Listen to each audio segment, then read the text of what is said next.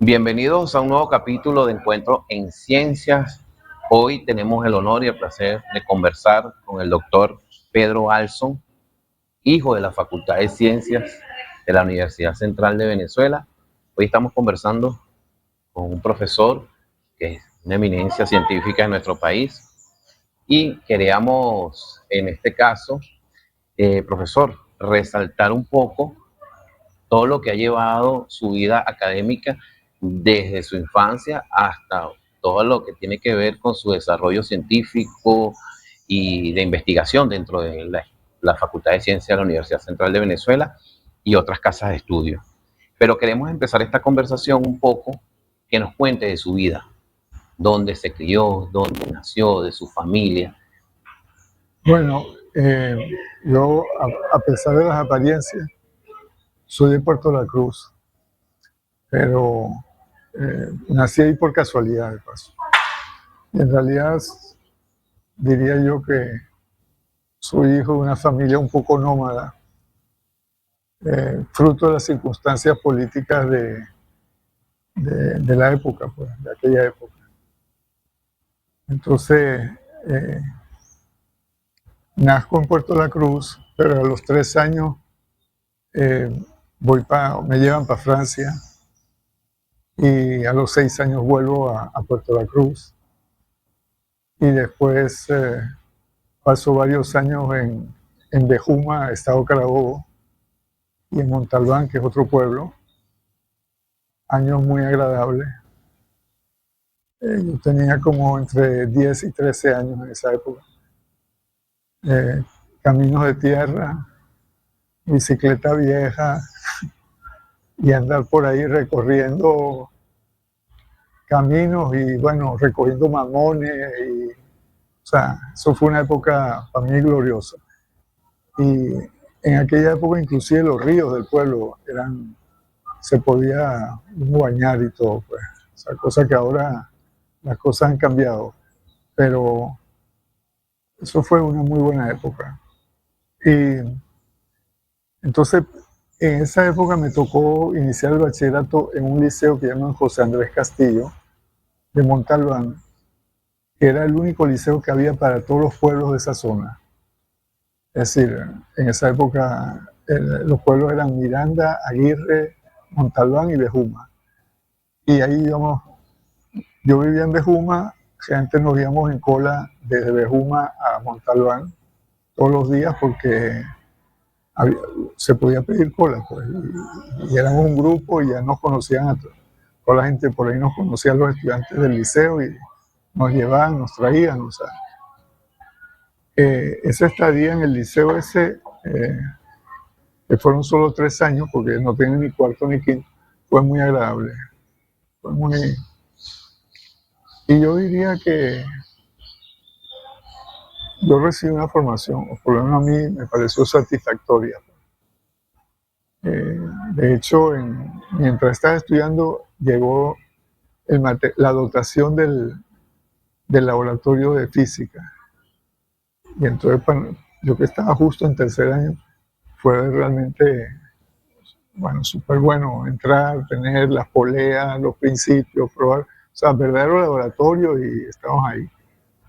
Y después, dado que había hasta cuarto año, hasta tercer año, tuve que ir de cuarto y quinto en Valencia. No fue complicado, pero sí, fue bastante complicado. Caí enfermo en cuarto año, pero al terminar quinto año, mi padre decidió que fuera a vivir con los abuelos que están en Francia, que eran mis abuelos maternos. Entonces me fui para allá. Y claro, tenía 15 años en ese momento. O sea que estaba súper adelantado con respecto a lo normal era 17 años. Entonces llegué a Francia y me lograron inscribir en el penúltimo año de bachillerato, porque allá el bachillerato es más largo. Bueno, sobreviví, vamos a decir, o sea, el primer año, o sea, hubo Eh, el francés, claro, era difícil, sobre todo por la ortografía, pues. Y después ahí me metí en matemáticas. El segundo año, que era el último año, me metí en habían varios bachilleratos, 3 bachilleratos. Y había uno que le llamaban matemáticas elementales. Y eso era matemática en bruto, pues, o sea, una cantidad de matemáticas. Y me metí ahí, pues, porque bueno, y me fue bien, o sea, aprobé mi bachillerato. Entonces tenía 17 años y mi padre dijo que tenía que volver para Venezuela. Yo no tenía muchas ganas porque ya me estaba imaginando la vida universitaria allá y tal. Y bueno, pero me vine. Llegué acá, suponía que mi padre había hecho alguna diligencia para inscribirme acá en la universidad, pero no lo había hecho. Y entonces eh, lo que sí hizo fue mudarse de Juma a Carrizal, para estar cerca de la universidad, para que los hijos pudieran estudiar en esta universidad. Entonces, bueno, la cosa se resolvió fácil, porque fue ir a la Federación de Centros y ahí todavía no había el CNU ni nada de eso, ¿no? Entonces había alguien el presidente de la federación, hacía una lista de gente rezagada como yo y bueno, yo me anoté y al poco tiempo logré entrar aquí en la facultad. Que tampoco sabía qué hacer, porque me gustaba de todo, pues. Pero no es, yo sé que a la edad esa, que tenía 17 años, la gente está abierta a lo que sea, pues. Entonces, al final me metí en matemáticas porque lo que yo tenía entendido en matemáticas era que servía, o sea, que si uno se metía en matemáticas, después podía meterse en otras ramas. Okay. Y así posponía mi decisión de decidir cuál carrera, pues. Y me metí en matemáticas. Y entonces, en matemáticas, bueno, me fue muy bien, porque sobre todo al comienzo, que es muy importante, porque había pasado 2 años en Francia haciendo el bachillerato allá y además lográndolo. Y entonces, el nivel de allá, el bachillerato allá son 6 años, no son 5. Entonces, prácticamente, yo tenía aprobado, no todo el primer año de acá, pero casi el primer año de la universidad. Entonces, a veces tuve que explicárselo a algunas personas. Le decía, no, es que yo estoy repitiendo la materia, pero yo la había aprobado. O sea, no era un repitiente de esos que no pudo aprobar, no, lo había aprobado. Entonces, claro, porque me miraban así, como este tipo sabe. Y eso me ayudó a establecer una relación con la universidad mucho más libre, porque los estudios eran casi nada, o sea, me defendía muy bien. Entonces, sí. ¿Podría decir que en Francia se enamora de las matemáticas? ¿O es no es un amor tan como para llamarlo amor?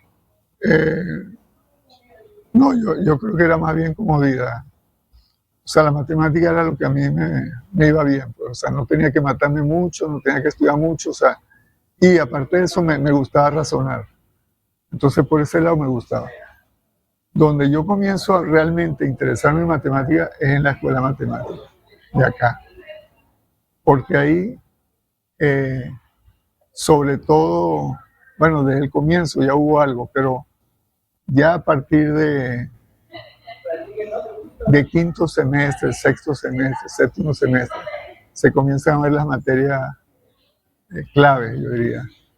Y cada materia es un mundo mental. O sea, se abre, es totalmente. Y eso sí me atrajo muchísimo. O sea, y yo creo que eso fue lo que finalmente me decidió a quedarme en matemáticas. Porque ahí fue que descubrí yo la inmensidad de lo que es matemática. La cantidad de maneras de pensar que hay, las diferentes escuelas, la cuestión histórica en matemáticas. O sea, todo eso yo lo descubrí en la escuela de matemáticas. Y considero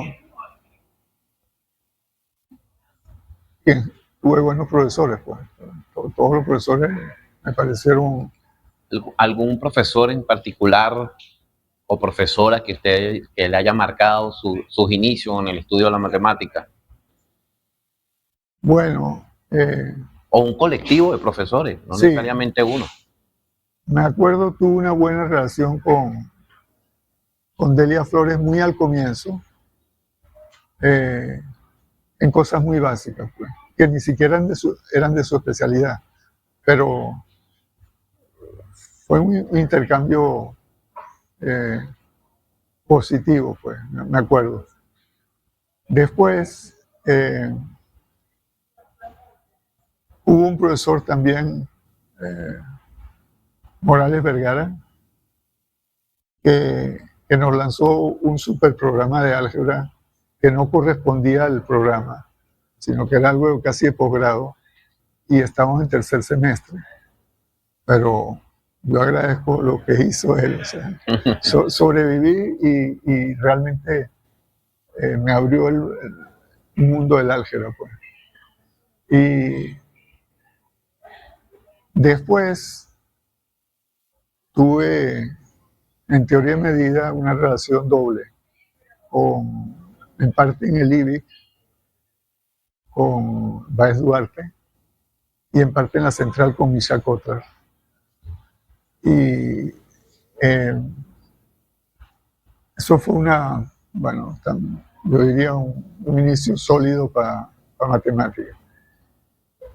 Lo que digo de la IBIC y central es que en esa época el IBIC recibía estudiantes y le daba una pequeña ayuda económica, le daba derecho a comedor, le daba facilidad para acceder a la biblioteca. Entonces, algunos de acá nos habíamos relacionado con el IBIC, pero donde hubo una relación mayor fue durante el allanamiento de la Universidad en la época de Caldera. En esa época yo me fui de viaje por Sudamérica y pasé 6 meses por ahí, cosa que casi se lo agradezco a Caldera porque me dio la oportunidad de conocer Sudamérica. Cuéntenos un poco de ese viaje. Bueno, fue un viaje hecho con casi nada de recursos, casi todo en cola. Siguieron pagando en la universidad 300 bolívares al mes y yo era preparador, o sea que al comienzo no pude, pero después se logró arreglar eso. Entonces me podían girar esa plata y con eso podía vivir. 300 bolívares eran $75. Okay. Pero con eso podía vivir, viajar, o sea, claro, andaba en cola, había gente que me alojaba en sus casas, o sea, estaba súper... Mochilero, completamente. Era, bueno, mochilero con mochila, o sea, completamente, sí. Y bueno, eso fue un descubrimiento, pues, Sudamérica. Por ejemplo, el elemento indio lo vine descubriendo fuertemente en Ecuador, con la gente de Otavalo, que es al norte de Quito, entre Quito y la frontera, o sea, cerca de Ibarra, pero el pueblo se llama Otavalo, y son gente muy especial, y es una comunidad india con poder económico, han viajado mucho, y bueno, y además a mí me trataron muy bien. Después en Bolivia, bueno, en Perú también, la parte india, todo lo que es el Cusco, los pueblos alrededor y tal. En aquella época uno podía dormir en las ruinas, o sea, porque todo estaba medio, ahora yo sé que está todo mucho más controlado, puertica, lo que sea, pero en aquella época habían ruinas cerca de un pueblo, uno se iba hacia la ruina y se ponía a dormir ahí, y al lado de una pared, o sea... Era más libre. Era totalmente libre, ¿sí? O sea, no había... Entonces, bueno, no sé, se dormía, al día siguiente se paraba y bajaba al pueblo y lo que sea, tratar de desayunar. Y después fue Bolivia. Bolivia, la componente indígena es extremadamente fuerte. Un país altamente politizado, porque hay, bueno, en todos esos países ha habido explotación, pero en Bolivia, como tenían minas de plata, minas de estaño, la explotación era más feroz. Y yo estuve con gente que trabaja en las minas, pues, o sea, directamente, y hasta me llevaron dentro de las minas. Entonces, bueno, eso fue, después Brasil es otro mundo. Otro mundo. Ahí descubrí yo la obra de Niemeyer, que es el principal arquitecto brasileño, y que es el equivalente de nuestro Carlos Raúl Villanueva, que hizo la central. Bueno, en ningún país, después Argentina, Uruguay, era la época de los Tupamaros, o sea, la cosa estaba fea por ahí. Y de hecho en Paraguay no quise entrar porque estaba Stroessner en ese momento, que era un dictador. Y algún machilero que otro que salió me dijo que tuviera cuidado en Paraguay. Entonces preferí no ir. Pero,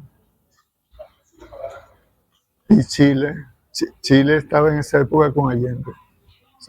O sea, creo que iba a empezar o estaba en eso, pues no me acuerdo, porque fui 2 veces a Chile. Pero, o sea, conocer Sudamérica directamente te da otra visión muy diferente. Venezuela, en realidad, visto desde la perspectiva latinoamericana, era un país aislado. Pues. Era otra realidad. Era diferente. O sea, yo cuando volví casi me chocó hasta los anteojos que usaban los venezolanos, que eran todos brillantes, impecables, o sea, comparado con lo que había vivido yo durante 6 meses en Sudamérica. Y entonces, claro, al volver, me acerqué un poco al IBI porque la gente habían dado un curso de medida ahí. Y traté de ponerme al día, bueno, 6 meses evidentemente no era fácil. Y después caí con Misha Cotra, muy buen profesor.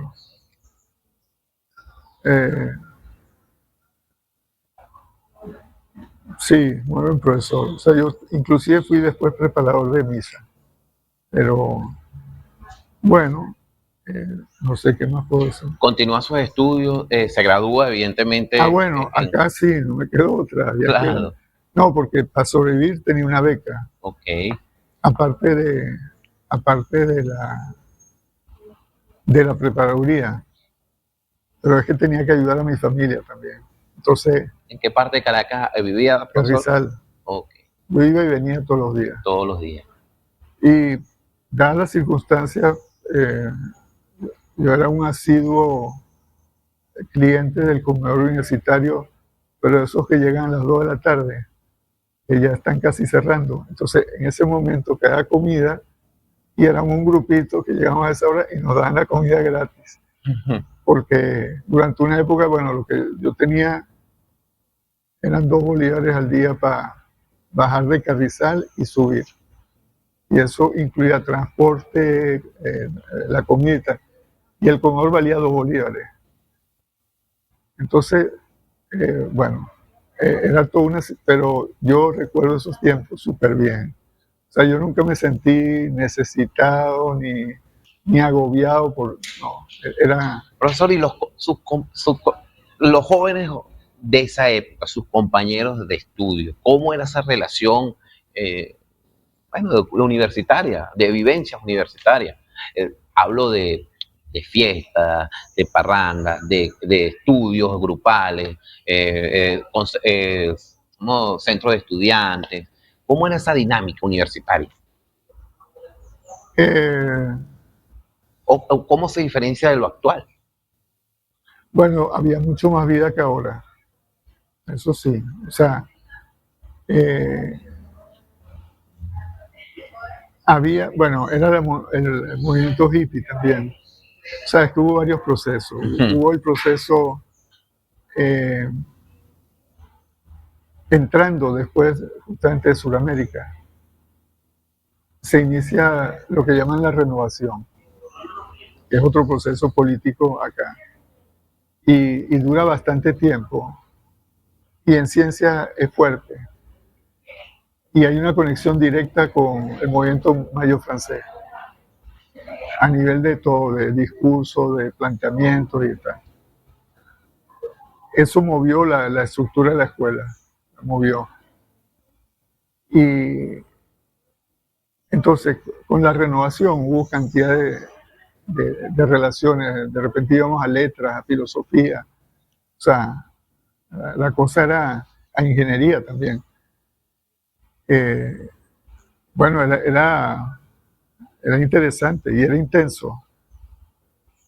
Después estaban los cafetines, que había muchos y estaban todos abiertos y eran baratos, o sea, con un medio uno compraba un café, entonces, o sea, era...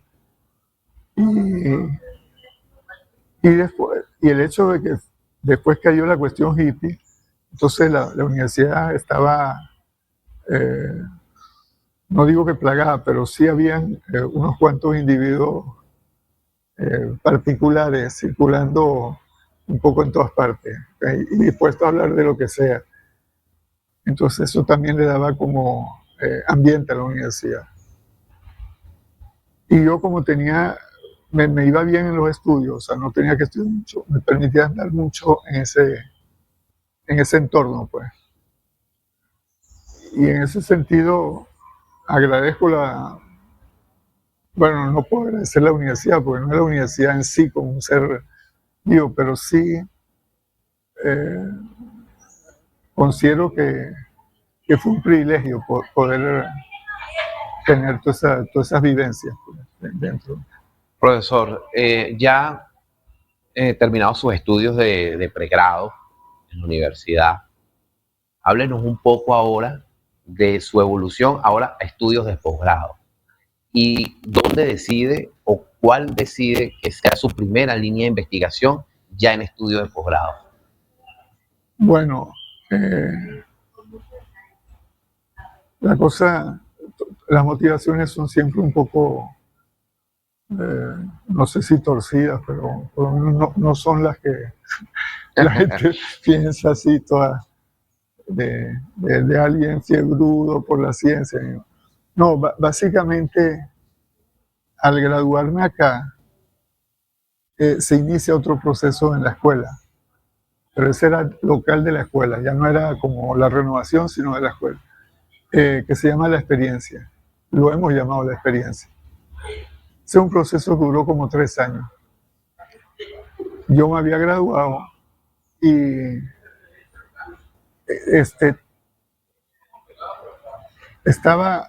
la Bolívar estaba comenzando a funcionar como universidad. Porque probablemente ustedes no sepan, pero la Bolívar fue creada como para hacerle la contra a la central, de un punto de vista político. O sea, esta universidad era considerada la universidad de izquierda. Además, algunos de acá se consideran que esto era territorio liberado, cosa que era totalmente mentira, o sea, pero decían territorio liberado y sonaba grande. En todo caso, sí había una tendencia marcada de izquierda acá, y de alguna manera el gobierno de Caldera, que fue con el allanamiento, impulsó la creación de la Simón Bolívar, y de hecho bastantes profesores aquí se los llevaron para allá. Bueno, se fueron para allá. Las condiciones económicas eran mejores allá, habían menos estudiantes, y era algo todo nuevo, pues, o sea, que tenía su atractivo. Y de hecho, yo graduándome aquí, y no había una partida para contratarme, y me ofreció, o sea, como al menos así dije, voy a ir a la Bolívar. Bueno, me ofrecieron una muy buena oferta, en el sentido de que era muy libre. O sea, me dieron 3 posibles maneras de funcionar, que escogiera la que yo quería. Pero por acá estaba empezando ese proceso de la experiencia. Y entonces finalmente me quedé acá. Y cosa que no me arrepiento. ¿Ok? O sea, fueron 3 años muy intensos. Y además pude, bueno, intenso y productivo para la escuela. O sea, yo voy a dar solamente un ejemplo.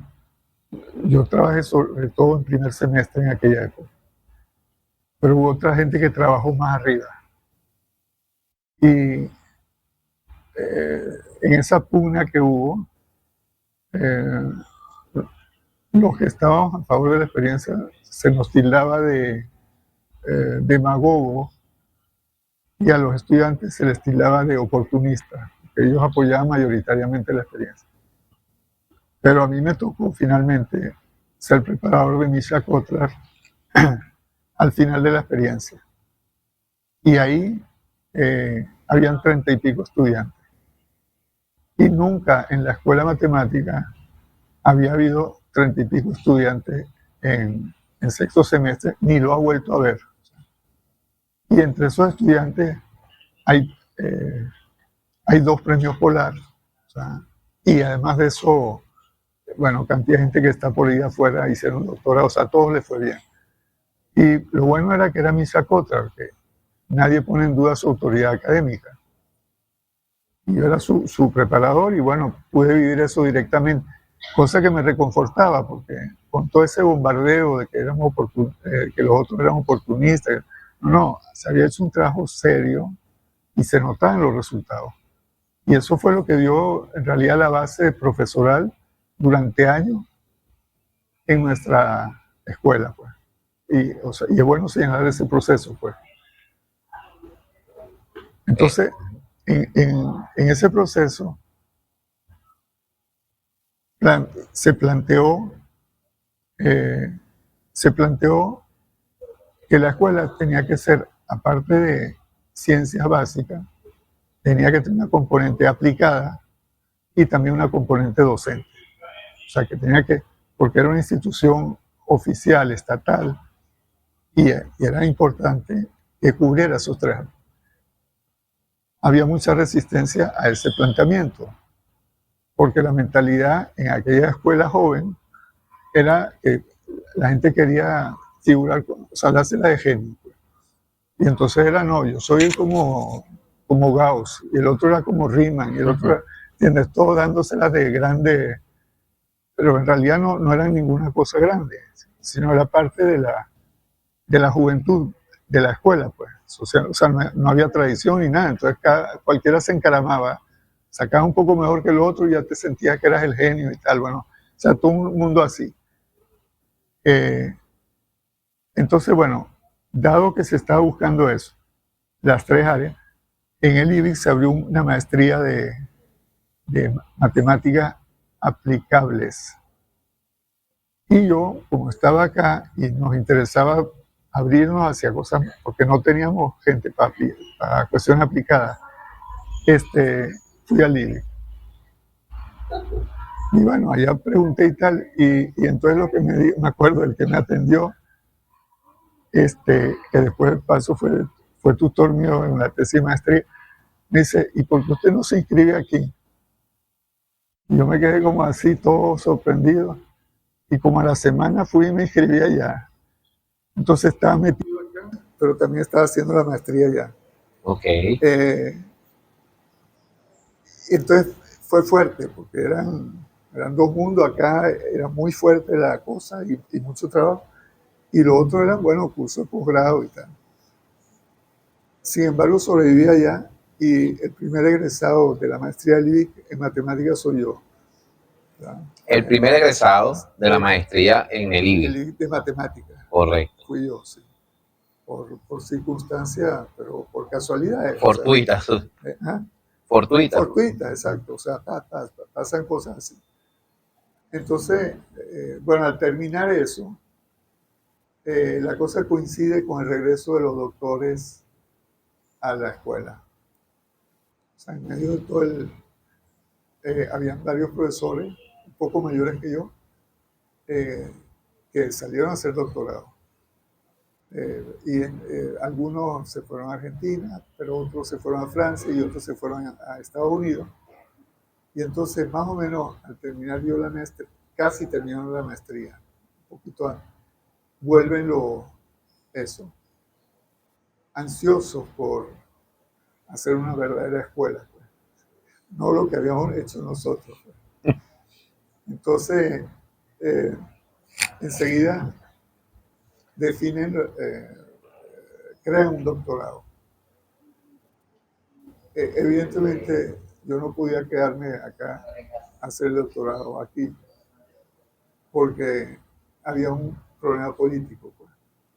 O sea, al yo entrar en el doctorado era el alumno y ellos eran los profesores. Ellos tenían su manera de ver las cosas y tal. Entonces ahí fue que decidí salir a hacer un doctorado fuera.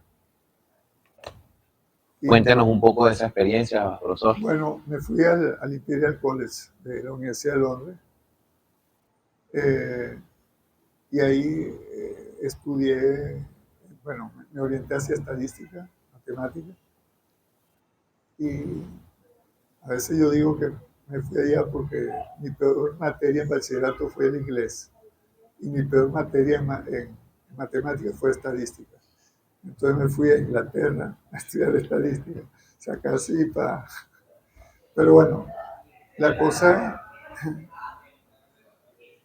Ahí estuve los 4 años reglamentarios y bueno, hice lo que había ido a hacer. Fue una gran experiencia también. Fue... o sea... era un... ¿Qué resalta de ese proceso educativo de Inglaterra, de la sociedad inglesa, a nivel académico? ¿Qué puede resaltar?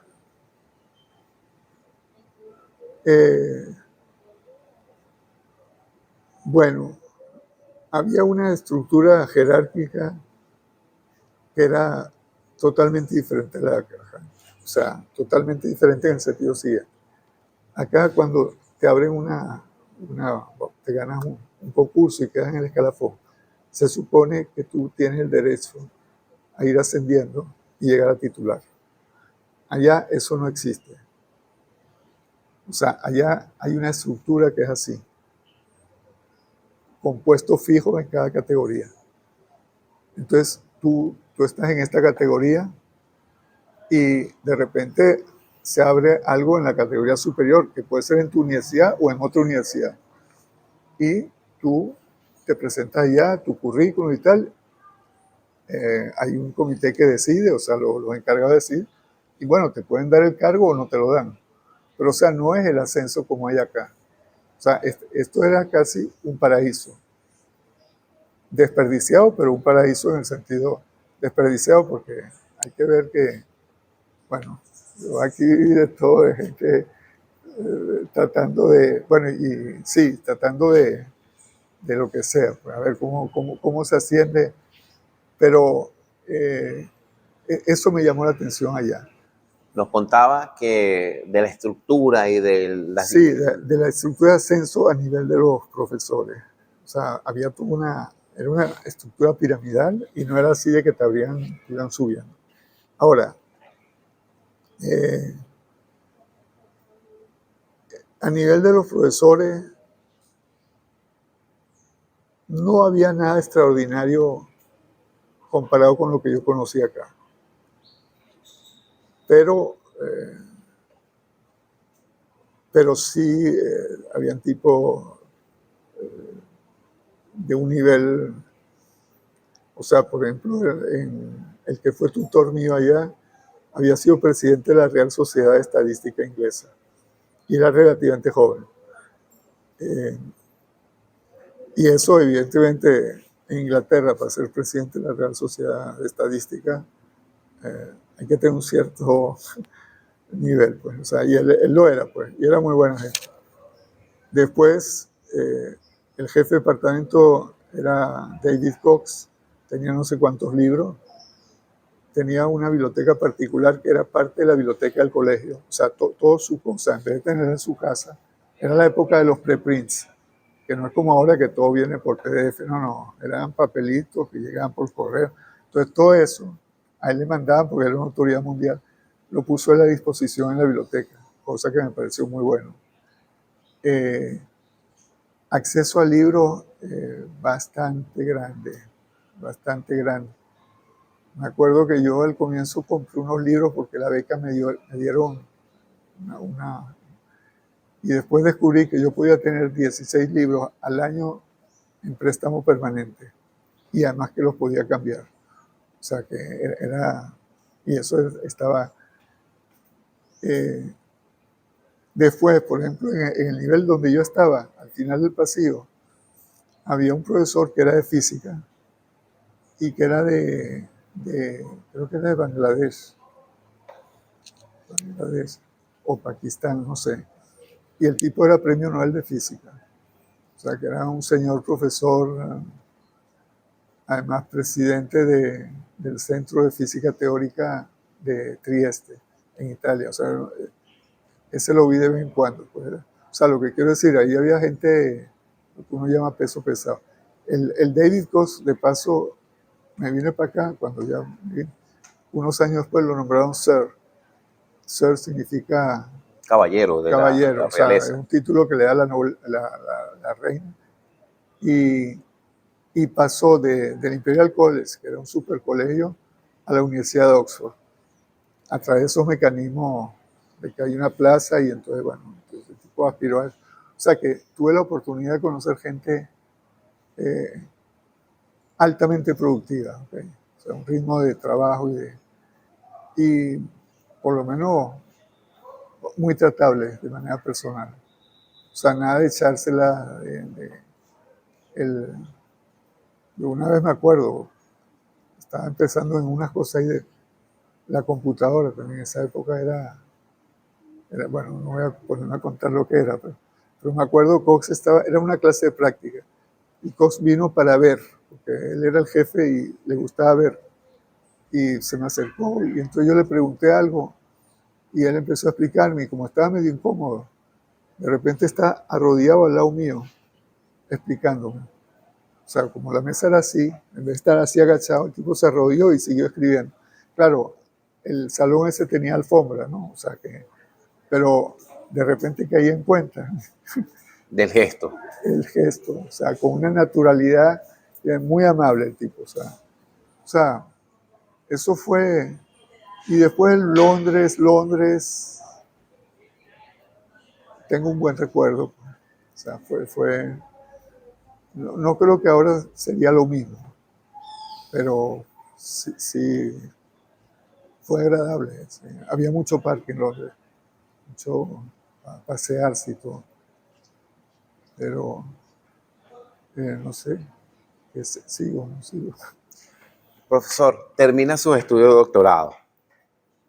Se puede decir que completó el ciclo académico formativo a nivel personal. Después de graduarse y hacer el doctorado en Inglaterra, ¿qué sucede después?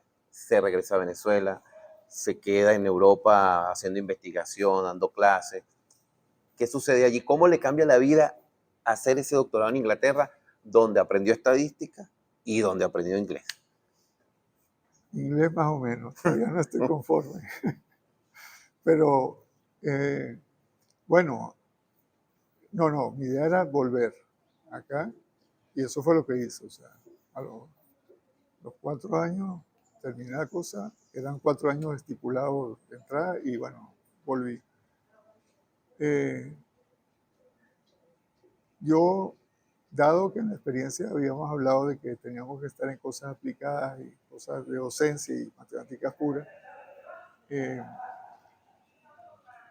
bueno, por lo menos allá la estadística que hice me permitía hacer cosas aplicadas.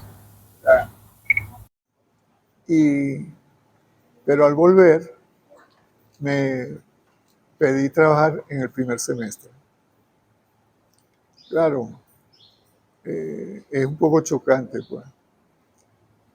Pero lo entendí, bueno, y menos mal que lo entendí tarde, pero, o sea, porque lo que se acostumbraba era que si tú eres un doctor, tú vuelves acá y quieres transmitir una cierta ciencia que te han dado por allá, eres como un nuevo misionero de la ciencia, pues, en un país. Y entonces tratas de crear un pequeño seminario donde van 4 o 5 estudiantes o una electiva y tratas de seguir en esa cosa que aprendiste allá afuera. Bueno, yo no hice eso. O sea, en realidad no estaba interesado tampoco. Me metí en primer año, primer semestre, bueno, y después segundo semestre. Y ahí fue un choque, porque bueno, vi lo que había, porque ahorita dicen que los estudiantes están mal, bueno, Claro. es cierto, pero deben de estar de repente peor, porque hay algunos que no han visto casi ningún año de bachillerato, o sea, pero en aquella época tampoco era color de rosa. O sea, entonces, bueno, me puse a trabajar y empecé a hacer un material. Y en parte por eso me dieron el premio, por ese material que hice. Eso fue un trabajo de bastantes años y nuevamente fue políticamente duro. O sea, hubo una oposición fuerte no de todos los profesores, pero de bastante, de un grupo hubo un apoyo también de un grupo de profesores.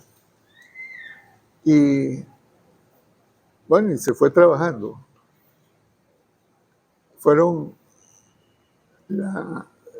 en el 83 creo que sale la primera versión hecha a mano. Y como yo tengo una mala letra, me conseguí 2 personas que me ayudaron a hacerla. Y un grupo de profesores de acá me ayudaron en eso. Entonces, por otro lado, fui haciendo lo que había que hacer, que era ascender a medida que me tocaba ascender. Había que hacer el trabajo de ascenso, bueno, se hacían. Y después de unos cuantos años, o sea, vamos a decir, en el 83 se hace a mano, el 87 sale impreso hay una colección que creó el Fondo Editorial Acta Científica. No sé si sabes lo que es una revista que había acá. Ellos crearon una colección de la facultad para los profesores que tuvieran algo escrito, para convertirlo en libro. Y ahí me anoté yo. Y creo que el primer libro de esa colección fue el mío. Pues. Bueno, el mío era para los estudiantes. O sea, entonces, después ya en el 87, empiezo a tener contacto con la didáctica francesa, que no había tenido. Y en el 95, en parte, yo veía muchas cosas en el trabajo que hacía aquí de didáctica, aquí, y me parecían cosas interesantes, y me da como lástima pasarle al lado. Y entonces finalmente, a través de ese acercamiento con la didáctica francesa, me conseguí con gente que le interesaba ese tipo de problemas, pero no solo eso, tenían grupos de investigación en eso, y tenían toda una fortaleza considerable en Francia. Acá en el 90 y pico vino uno de los jefes de la didáctica francesa aquí, y una charla en el Ministerio de Educación, un taller, y yo fui, hablé, y ahí hablamos. Finalmente, la relación fue como fortificándose, y en el 95, esta persona me pide a ver si podía escribirle algo a las didácticas francesas, a los didácticos, sobre lo que yo hacía, porque porque le enseñé un poco lo que yo hacía acá. Y yo le dije, bueno, yo soy ignorante en didáctica, o sea, no, pero le digo, podría de repente hacer una tesis doctoral en didáctica para haberme obligado a aprender didáctica y bueno. Entonces en el 95 me puse a hacer la tesis y la presenté en el 2000, allá en Francia. O sea, saqué otro doctorado. También eso fue un poco complicado porque en esa época me pusieron de jefe de departamento acá y además de eso me pusieron de director. Entonces, en medio de toda esa presión administrativa y tal, tuve que hacer esa tesis. Pero no me arrepiento de haberla hecho, o sea, me parece súper bien y además me permitió interesarme realmente en lo que me interesa ahora, que es la didáctica matemática. En ese punto, profesor, para quienes no estudian matemática, que no son científicos o manejan otro tipo de ciencias sociales, por ejemplo, Sí. ¿qué es la didáctica matemática? ¿Cómo se le puede explicar a una persona de la forma más sencilla? Ok. Eh,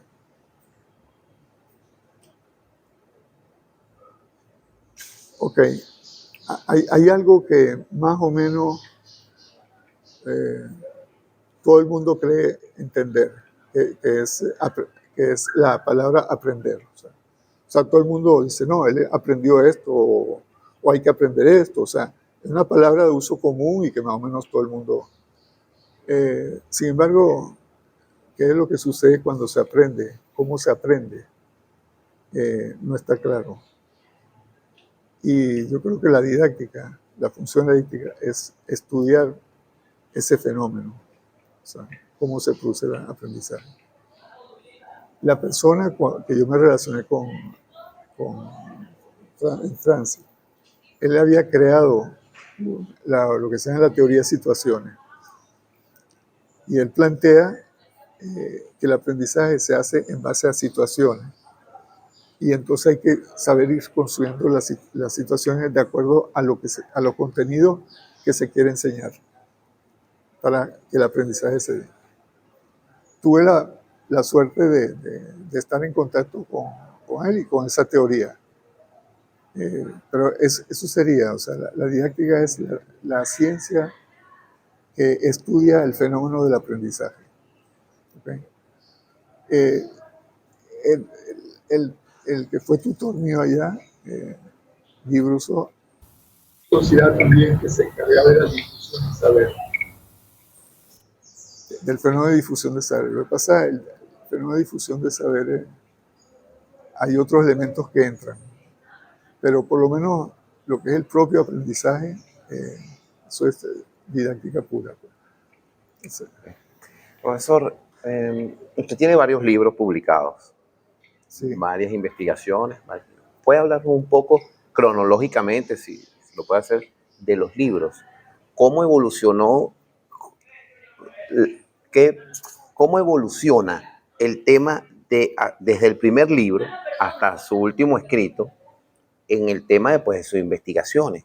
Me imagino, desconozco, pero o sea, el primer libro debe ser inolvidable, debe ser como un primer hijo. Sí, eso Ahora, es que... ¿cómo evoluciona hasta su último libro? En ese camino, ¿qué sucede? Ok, son más de 20 años, pero voy a tratar de ser corto. Yo diría que el primer libro se puede dar por concluido en el 95, que es Método de Gratificación, que fue el que inicié al volver de Inglaterra. Digo concluido porque pasaron como eso, por lo menos 15 años mejorándolo, o sea, que agarrar de acuerdo. Y ya después del 95 al 2000, pues, fue la tesis de doctorado. Una de las cosas que me preguntó el tutor era si podía explicar por qué el libro ese funcionaba con los estudiantes.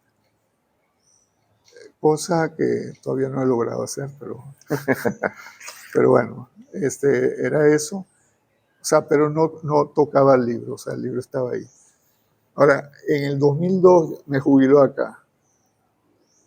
Eso lo expliqué en una charla que alguien grabó acá hace 1 o 2 meses, que a lo mejor puede interesarles, pero porque, o sea, al jubilarme quedo como más libre para acercarme a otros niveles de escolaridad, ¿de acuerdo? Y bueno, comienzo a incursionar en general con mucha suerte en el sentido de que se ven buenos resultados, pero no tanta suerte porque empiezan a ver como matica café por aquí, matica café por allá, o sea, empiezan a ver cantidad vamos a decir, sí, de cortes pues, en esa cosa. Pero la idea de ese movimiento, evidentemente los contenidos de los niveles, vamos a decir, los primeros niveles del sistema educativo no son los mismos que los de cálculo de la universidad, son otros contenidos. Pero vamos a decir, la pregunta o la apuesta era, detrás del trabajo que se hizo aquí con cálculo, hay una tecnología didáctica. Esa tecnología se podría utilizar en los niveles inferiores, trabajando con otros contenidos. Ese fue la apuesta, vamos a decir. Y la respuesta es que sí. O sea, después de como 20 años que he estado trabajando, sí, por ejemplo, los diagramas que se usan acá para entender ecuaciones, los llevamos a sexto grado, los probamos en el colegio de profesores de la CAPU y funcionó perfectamente. O sea, estamos dando un brinco de 5 años. Y bueno, y otras cosas. Entonces, se trabajó en sexto, se trabajó en primer año de bachillerato, que también se hizo un libro, se trabajó en segundo año de bachillerato, y hubo resultados, se trabajó en tercer año de bachillerato también. Bueno, hay unos resultados bastante contundentes que están en una tesis del profesor José David, que muestran la eficacia de esa tecnología aplicada en diferentes niveles, ¿okay? A nivel de bachillerato. Después, por razones personales, me tuve que ausentar del país y tuve que ir a cuidar a mi madre. Y estaba en Navarra, al norte de España. Y por casualidad, por razones familiares, básicamente. O sea, la mujer de un primo tenía un niño de 5 años, estaba empezando a ver matemáticas, y se le ocurrió a ella preguntarme algo o sea, angustiada, pues, mamá angustiada con él. Bueno, entonces me puse a ver la cosa. Bueno, la cosa fue muy fructuosa porque pasé como 4 años haciendo un trabajo en primer grado de primaria, con buenos resultados también. Y el último libro lo saqué hace unos meses, o sea, básicamente. Sí, bueno, se me olvidó decir que antes de jubilarme hice un libro para la universidad, pero para el segundo semestre, que prácticamente no se usa muy poco, pero bueno, pero está hecho. Y que era un poco como para darle continuidad al primero, o sea, un poco el mismo tipo de lenguaje y eso. Y también atemorizado porque había la cosa de que si habían visto la matemática de una cierta manera, después cuando se empataban con la verdadera matemática, la tradicional, entonces iba a haber un choque, cosa que finalmente no pasó eso. Y eso también es una experiencia que tenemos. Pues, pero sí, lo que estaba diciendo es que al final, como estaba allá, la escuela tenía media cuadra, bueno, total y entonces hubo maestras que son escuelas extremadamente pequeñas, porque, por ejemplo, el pueblo donde yo vivía tiene menos de 300 habitantes. Entonces la escuela suele tener dos estudiantes máximo, o sea, algo diminuto, pues. Y entonces son condiciones ideales para si hay una maestra que quiere utilizar el material y reportar observaciones y tal. Es ideal porque como tienen 3 alumnos, de repente la maestra conoce a cada uno de los alumnos, ve las cosas, o sea, cosa que acá en Venezuela es mucho más difícil porque son 30 y pico alumnos acá en general. Entonces para investigar qué pasa no es fácil, porque además las condiciones del profesor es que están abarrotados de trabajo, pues. Y entonces vamos a decir, esas condiciones casi ideales de trabajo las tuve ahí, ¿no? A tocar es el primer grado. Y yo sabía que el primer grado iba a ser difícil porque, o sea, estamos hablando de niños que están empezando a leer, tienen una motricidad todavía que está en desarrollo, ¿okay? La lateralidad la tienen también, la están medio fundamentando, o sea, todo eso son condiciones que de alguna manera pueden frenar el aprendizaje, o sea, entonces, y hay que tomarlas en cuenta cuando se trabaja. Entonces, esos libros, ese último libro también me permitió hacer investigación teórica en didáctica, tratando eh,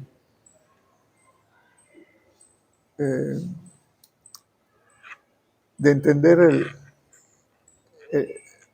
vamos a decir, de desarrollar una semiótica que de alguna manera emule el funcionamiento matemático de la universidad, pues. O sea, lo que es un teorema, demostración, o sea, ese tipo de cosas.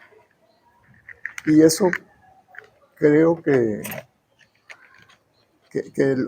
lo he logrado, o sea, no está listo todavía, pero creo que logré avanzar bastante. Y me gustaría seguir avanzando en esa línea. Entonces, o sea, acá cuando uno habla, bueno, acá, no digo acá, pero o sea, prácticamente consideran que uno ha perdido su vida porque se ha dedicado a unos chamos o que es un vago, porque mira, le está dando a un niño de 7 años, de 6 años. Resulta que no, que ahí hay una realidad muy compleja, ¿entiendes? Y que alguien tiene que abordarla. Entonces, ese es mi punto, pues. Y bueno, todo eso me lo han recompensado últimamente. Ya se vacía la facultad a esta hora. Sí.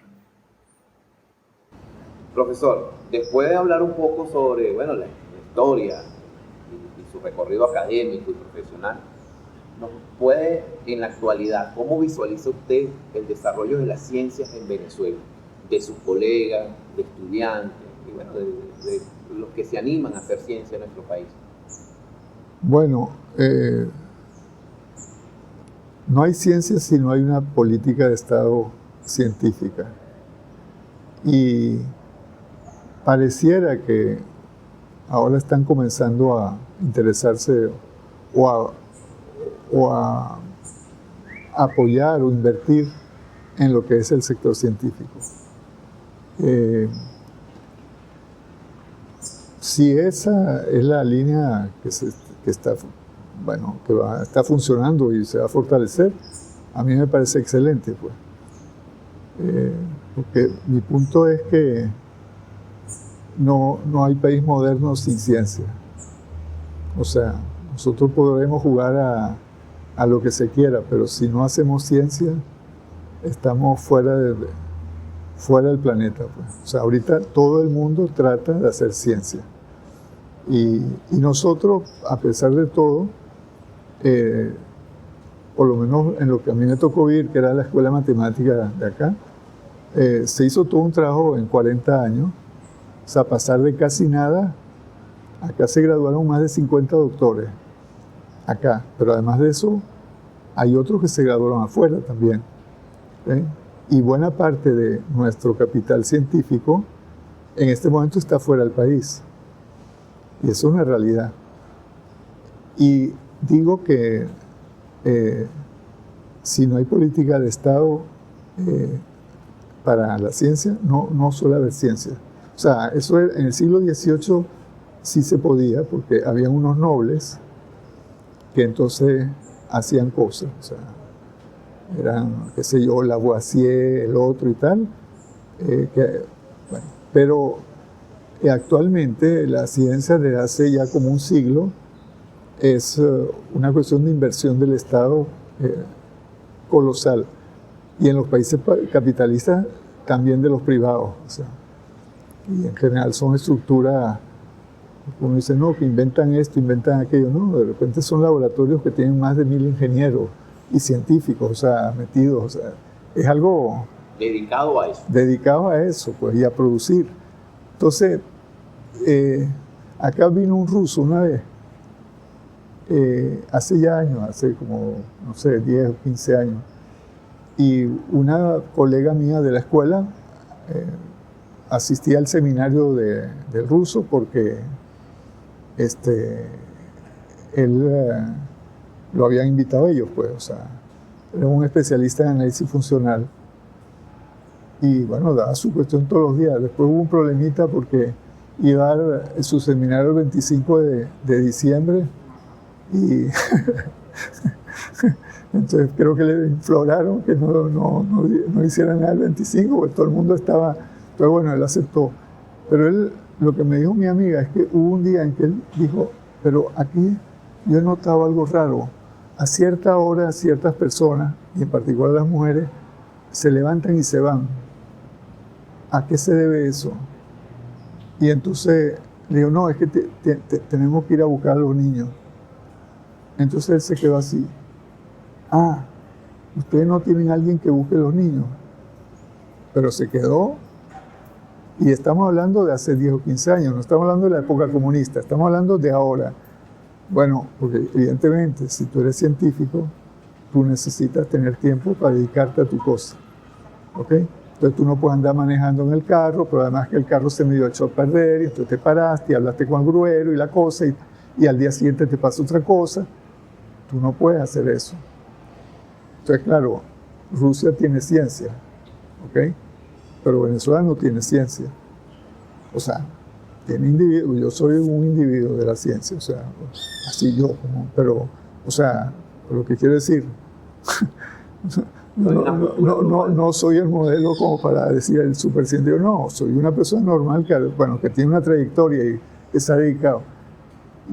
Pero no hay una estructura de apoyo, o sea, y eso lo tienen que entender los políticos que manejan el Estado. O sea, si quieren desarrollar el Estado como tal, ¿entiendes? Y no presentar cosas esotéricas así o sea, es eso, pues no hay escape, pues. Profesor, usted tiene y adelanta en este momento una plataforma tecnológica denominada Fragata. Sí. ¿Nos puede explicar un poco de qué se trata, cuál es el alcance? Bueno, sí. Bueno, Fragata, yo he sido invitado a participar. Considero eso un privilegio, o sea, y lo agradezco de paso. Y de paso, es un proyecto que me inspira una cierta esperanza que contrasta con lo que acabo de decir. ¿Ok? O sea, pareciera que detrás de Fragata hay una voluntad de desarrollar una política científica. Porque claro, la política científica no es solo pagarle unos sueldos altos al científico o darle un servicio y un chofer para que... No, la política científica es algo mucho más global. Entonces, Fragata yo lo veo como la expresión de una voluntad política de desarrollar la ciencia en Venezuela, empezando por la matemática, ¿ok? Eso por un lado. Y por otro lado, es un movimiento indispensable, que ya Venezuela lo está dando en varias áreas, pero que es un movimiento hacia la digitalización, o sea, hacia el uso de Internet, pues. O sea, eso es mundial, o sea, y me alegra que también Venezuela ahora esté incorporándose en la enseñanza a ese nivel. O sea, esos son los dos aspectos que vamos a decir, me reconfortan de ese proyecto. Y por eso me estoy dedicando lo más que puedo a apoyarlo. A ver, hay días en que es un poco cansón y todo, pero si sale algo de ahí, va a ser un gran paso. O sea, va a ser un gran paso para el país. En este momento Fragata, estamos haciendo cursos híbridos en 3 universidades. Híbridos en el sentido de que usamos parte Fragata y parte como se hacía antes, con el libro de metograficación y tal. Y híbridos porque no se puede hacer todo porque no tenemos el Fragata totalmente construido. Eso nos va a llevar como 2 años, aunque los optimistas creen que va a ser 6 meses, 8, pero bueno, 2 años ya sería un logro, pues, si lo logramos. Entonces, pero la idea no es Fragata para la universidad. La idea básica es Fragata para 5º año de bachillerato. Entonces, eso sería un paso colosal. Y además enfrentaría la escasez de profesores, el vacío que hay en 5º año, porque hay una situación académica particular, que es que para tú entrar a la universidad usan las notas tuyas de 4º año. Las de 5º no se usan porque se tarda demasiado tiempo. Entonces, para que el CNU y tal agarran 4º y a partir de ese es la clasificación. O sea que el 5º año los chamos ya saben que más o menos dónde van a ir a parar y todo, o sea que no se preocupan. Un 5º año es como casi de flojera, pues así de. Entonces, en ese año, si tienen Fragata, bueno, te imaginas, o sea, van a llegar acá con un super nivel, pues, comparado con antes. Entonces, eso a mí me parece una buena idea para el país. Hay una ventaja que democratiza, o sea, porque en la medida en que les llegue la señal a algún sitio, ahí pueden hacerlo. O sea, no hay el rollo del profesor que no va, que sí va, que es un pueblo perdido, que va una vez por semana, o sea, ese tipo de cosas que uno conoce que hay en el interior, pues, o sea, que hay mucho, no, hay. Entonces, claro, hay un Fragata para computadoras, que es el que a mí me gusta porque, porque yo tengo hasta problemas a la vista, pero está el Fragata para teléfono. Y el Fragata para teléfono, ese es el que realmente va a ser útil. Claro, para mí no me sirve por mi ojo, pero realmente para un joven que tiene los ojos buenos y tal, y además son expertos, le funciona súper bien. ¿Cuál es la ventaja de hacerlo para el teléfono? Bueno, que todo el mundo tiene un teléfono. Entonces, ya es un instrumento que está ahí, pues, que no hay que hacer ningún esfuerzo. O sea, todo el mundo se mata por tener su teléfono, o sea, y ya lo tienen. Entonces, ahorita han empezado en Guárico, este año, en el 5º año de bachillerato. Y ya he visto videos de los salones que sacan el teléfono así, o sea, es todo un proceso que se está dando. Que también vendrá un proceso de formación de profesores para que se pongan ágiles con el instrumento. O sea, todo eso va.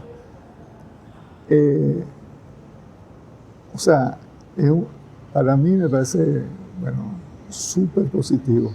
Y además es súper económico.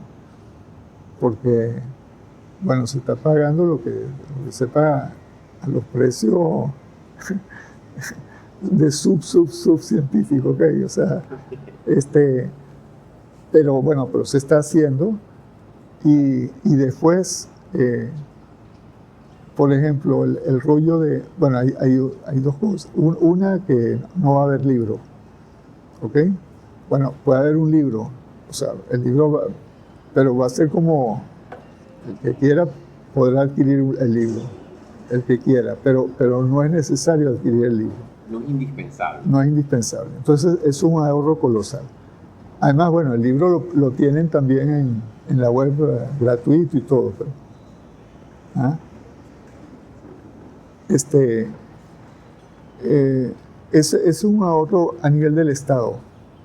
O sea, si tiene una política de decir que todo el mundo un libro y tal, ya no va a necesitar hacer eso. ¿Ok? Entonces, a nivel de la red, bueno, tiene que tener unos servidores poderosos, un equipo que esté respondiendo a las incidencias y tal, o sea, pero no es así que va a tener, no sé, 600 burócratas, no, eso va a ser una cuestión, y ahí está el problema, la importancia de la ciencia, o sea, estamos hablando de otro nivel científico, pues. Y la otra inmensa ventaja que yo le veo es que es interactivo. Entonces, la máquina no te dice si está mal, no te dice dónde está mal, pero te dice que está mal. Y te da la oportunidad de volver a intentarlo. Y así vas, y al final, bueno, te dice excelente, bueno, que falta el muñequito que salga ahí brincandito diciendo, qué maravilloso y tal. Pero bueno, esto es puro lechuguita, o sea, no, sale o sea, está el mecanismo de respuesta. Y lo digo porque yo he dado clases con el libro en salón, de como 70 alumnos, y yo generalmente trato de no ponerme en la pizarra, sino dejar que los estudiantes trabajen, y entonces van haciendo, se van trancando, y yo voy ayudando, profe, y esto y tal. Pero cuando tú tienes 70, tú no te das abasto. O sea, son demasiados. Pero si tienes una máquina que está haciendo ese papel de decir, no, está bueno, o está malo, eso, bueno, es un tremendo apoyo, pues. ¿Entiendes? O sea, por eso tengo bastante esperanza con Fragata, y además lo veo como un buen índice de hacia dónde se están dirigiendo los esfuerzos. Un buen punto de partida para nuevos desarrollos. Para nuevos desarrollos muy ampliamente a nivel del país. Profesor Alson, recientemente usted fue galardonado con un premio, y aquí le voy a leer, permítame hacerlo, el premio al mejor trabajo científico, tecnológico y de innovación que se le otorgó a través del Ministerio de Ciencia y Tecnología, reconocimiento especial en la mención de ciencias exactas, matemáticas, en este caso, por su destacada trayectoria y aportes al desarrollo de la didáctica de esta ciencia en el país. Háblenos un poco del premio, sobre todo la importancia del premio en reconocer la trayectoria de investigación de tantos años. Sí, bueno, yo tengo una visión, no tanto por los años, sino por el contenido de la investigación. Eso es lo que más me sorprende. Bueno, y me agrada eso que acabas de leer. Está dicho de manera muy precisa. Me parece...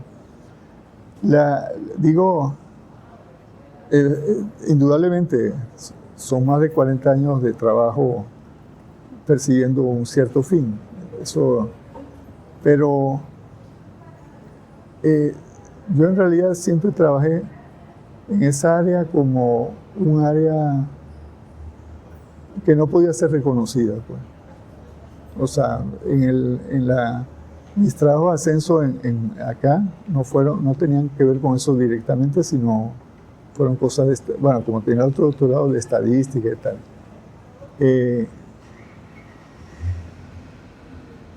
Eh, de hecho, lo dije antes, en un momento dado fui a Francia buscando una especie de gente con la cual yo pudiera hablar, o sea, que pudieran de alguna manera reconocer, pero no reconocer lo que yo hacía, sino que tuviéramos una especie de una comunidad de cosas que nos interesan, pues. ¿Entiendes? Y entonces, bueno, sí conseguí gente allá y que le da importancia y tenía una estructura y tenía una institución, o sea, que ahí había algo, pero acá no.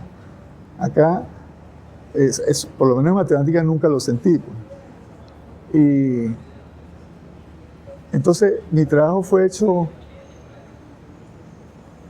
inclusive, me acuerdo cuando empecé a hacer el libro y la cantidad de horas que pasé haciendo ese libro.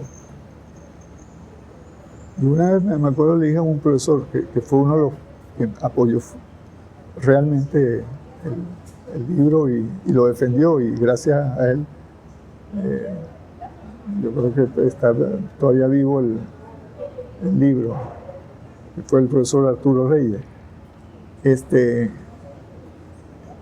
Yo creo que le dije una vez que yo había trabajado como 10.000 horas en ese libro, que bueno, es bastante. Yo dije 10.000 porque no es que lo calculé así hora a hora, pero fueron miles de horas. Y lo que yo me daba cuenta era que básicamente yo estaba perdiendo el tiempo en el sentido de lo que es una carrera científica. O sea, cualquiera que medio hace el doctorado sabe que lo que le toca es pegarse y empezar a publicar artículos. Y en Estados Unidos hay un dicho que dice publish or perish, o sea, que significa publica o perece. O sea, el que no publica se muere en ciencia, ¿no? O sea, hay que publicar desaforadamente. Y evidentemente lo mío era casi, bueno, no. Hubo un momento en que publiqué, en el 87 al 92, publiqué como 4 artículos en cuestiones de matemática educativa, pues, en algunas revistas americanas y en unas españolas. Pero, o sea, era como, o sea, siempre consideré que mi trabajo no tendría reconocimiento. Y en ese sentido, el premio fue una sorpresa para mí, sorpresa muy agradable, o sea, totalmente. Ahí también creo que podría leerse un indicio de que las cosas están como enrumbándose en lo que uno cree que se deberían derrumbar. Porque evidentemente yo considero que yo lo que hice tenía que ver con la realidad nacional. Atañía a los estudiantes de acá, no a los pingüinos de la Antártida, no, a unos estudiantes de acá que necesitan aprender. En ese sentido consideraba que mi trabajo sí era relevante, pero esa es mi apreciación personal. Otra cosa es que la sociedad me diga, pero usted, ¿cuántos artículos ha publicado en tal journal? ¿Entiende? Y yo digo, bueno, en tal journal no. ¿Entiende un poco cómo es el mundo? Claro. Entonces, eso fue. Ahora, yo voy a nombrar otra cosa que tiene que ver con lo que estoy hablando y que tiene que ver con lo que sentí con el premio. O sea, en algún momento, hace bastantes años,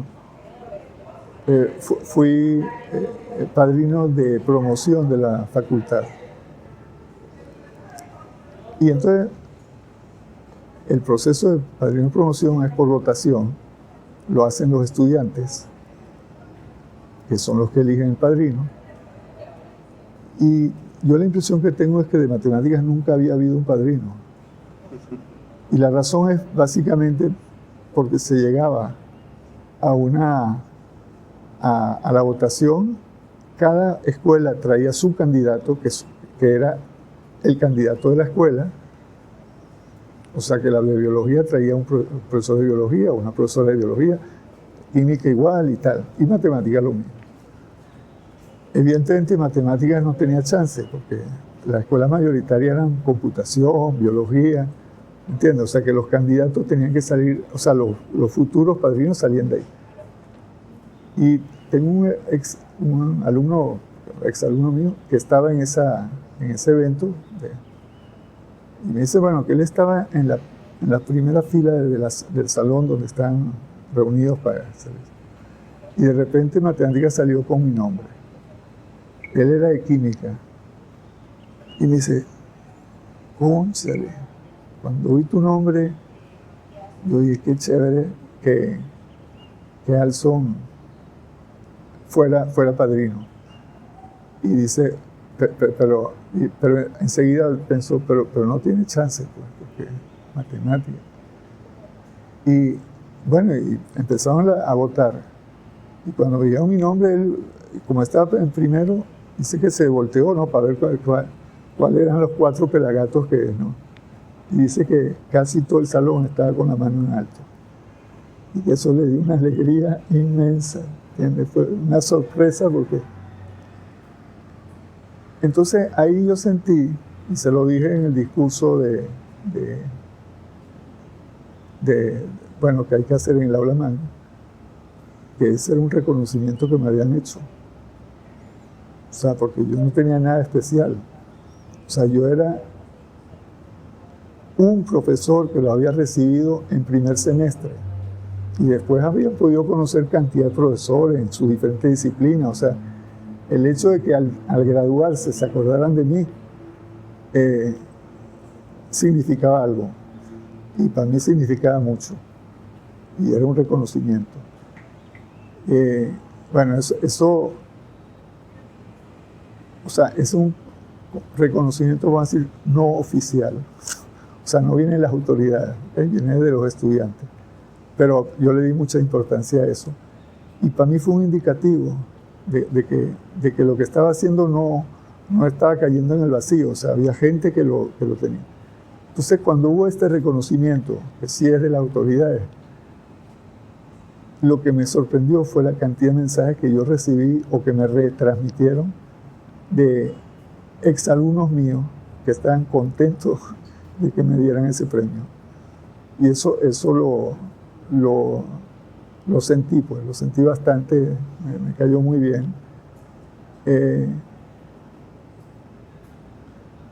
Y me da risa porque algunos pareciera que estaban más convencidos que yo sobre, o sea, les parecía natural que me lo dieran y tal, bueno, pero, o sea, que ese fue el otro aspecto de lo que es el reconocimiento, pues, en términos personales. Eso fue más o menos, bueno, yo no sé. Es importante lo que usted comenta, de cómo apreciar ese reconocimiento que no se da con un trofeo, pero Sí. que se da desde la valoración de vida que puede recibir una persona, en este caso usted, Sí. o que puede recibir cualquier otra persona. Entonces, es digno de admirar la valoración que usted le da a ese reconocimiento de sus alumnos y de sus colegas, más allá de una estatuilla. Exacto, a mí me parece que eso es lo fundamental. O sea, que la gente para la cual tú has hecho el trabajo te lo reconozca, te lo agradezca, ¿entiendes? Y eso, bueno, por ese lado yo me siento muy contento, pues. Hay algo de fondo que en mis libros generalmente yo tengo la leyenda que dice por el derecho a comprender. Y ha sido un esfuerzo permanente eso, el derecho a comprender. Y yo creo que la gente lo ha sentido. O sea, no la frase en sí, sino el efecto de la manera de enseñar. O sea, la alegría que produce a una persona que viene toda, yo diría que apaleada por una cosa así súper estrecha, sacar la cuenta, que no sabe ni por qué la saca, pero a duras penas. De repente ver que entiende la cosa y pero esto es así y esto es así. Ese cambio, yo creo que, bueno, para mí tiene que ver con eso del comprender. Y cuando empecé a hacer este libro, yo pensé que el derecho a comprender estaba prácticamente negado o sea, en gran parte en el sistema educativo. Y bueno, yo creo que debe haber algo de esa naturaleza en lo que manifiestan las personas, pues, que han utilizado, bueno, que han estado metidos en esa cuestión. Bueno, doctor Pedro Alson, de verdad muy agradecido por su tiempo, habernos dedicado este tiempo. Un placer para el proyecto Encuentro en Ciencia tenerlo el día de hoy. Mayor reconocimiento que el que le dan sus colegas, repito, y sus propios alumnos, creo que no va a tener. Felicitarlo formalmente desde Encuentro en Ciencia por su premio, pero también por su trayectoria. Gracias. Por todo lo que le ha dejado a esta universidad y a la sociedad, no solamente venezolana, sino a quienes de una u otra manera pueden consultar o a nivel empírico verse beneficiados por su trabajo. Quiero resaltar, y lo podemos decir, fíjense la muchacha que se acercó, que parece un detalle mínimo, pero ahí está un reconocimiento. Ahí hay un reconocimiento. No tanto fírmame el libro, sino el tener la paciencia de esperar una pausa, acercarse, querer conocerlo y que le firme el libro y decir, el profesor Pedro Alson me firmó el libro. Entonces, allí yo creo que en esa imagen que nosotros apreciamos aquí y que la van a poder ver en la entrevista, se resumen muchas cosas positivas de usted y de su aporte hacia la universidad. Gracias. Ya para finalizar, bueno, los micrófonos son usted para un mensaje final. Bueno, lo que sí, porque se me acaba de ocurrir, bueno, que ya tengo mi edad y todo, pero espero poder seguir colaborando con la facultad, bueno, y con la universidad también, pero con la facultad. Y de hecho, en esta estadía me he dedicado activamente a vamos a decir, participar e intervenir dentro del área que tiene que ver con primer semestre de la facultad, para darle impulso y darle ánimo, pues. O sea, en medio de la situación que se está viviendo, creo que las cosas van a mejorar, pero cualquier ayuda que venga de cualquier parte, hay que aprovecharla. ¿Y qué profesor toda vida? Por eso, o sea que yo estoy feliz de haber contribuido en estos meses y pienso seguir contribuyendo. De hecho, durante todos estos años siempre ha habido relaciones entre la Escuela de Matemáticas y, bueno, a través del mail y de cosas, o sea, siempre ha habido. Pero en estos meses, bueno, la cosa se ha puesto mucho más y mi disposición total, pues. ¿De acuerdo? Bueno, doctor Alson, un placer nuevamente, muchas gracias. Y bueno, y a todos quienes van a poder apreciar esta entrevista, no se la pierdan en Encuentro en Ciencia. Muchas gracias. Ha sido un placer. Gracias.